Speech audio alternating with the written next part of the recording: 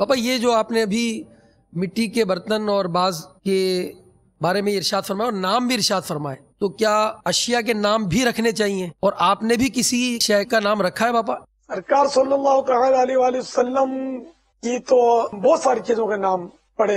तलवार के नाम होते थे, सवारियों के, जानवरों के नाम होते थे। मेरे आका सल्लल्लाहु तआला अलैहि वसल्लम के पास जो असबाब थे, सामान थे, वो इंतहाई महदूद। अपने यहाँ तो यार इतना ढेर लगा होता है चीजों का कि कुछ सोचका ही नहीं पड़ता। कभी नाम रखे भी है तो फिर भूल जाता हूँ किसका क्या नाम रखा था। इसी साल अपने कुर्बानी के जानवर जो मुझे मिले थे तोहफे में, इनके नाम अलबत्ता रखे थे मैंने।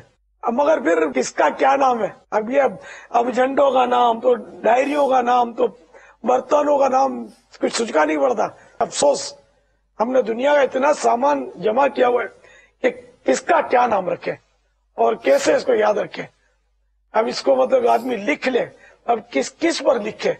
अब बर्तनों पर लिखेंगे तो भी धुलेंगे और इसके मामलात। जब मैंने वो कमर का नाम वो लिया ना, कमर, तो मैंने सोचा मैं अपने फुला प्याले का नाम कमर रखूंगा कि सरकार सल्लल्लाहु तआला अलैहि वसल्लम ने अपने मुबारक प्याले का नाम कमर रखा था। सुभान अल्लाह। पानी पीता हूँ, वो प्याला एक मेरा मखसूस रखा हुआ है, सुभान अल्लाह। उसका नाम आज से कमर। ये कमर, इसमें किनारे पर गौसिया रंग है, निस्बतों वाला, सुभान और अल्लाह। अंदर में काबे की याद दिलाने वाला रंग है। जबकि ये पूरा बर्तन ये प्यारे आका सल्लल्लाहु तआला अलैहि वसल्लम की याद दिला रहा है, सुभान अल्लाह। मिट्टी का है।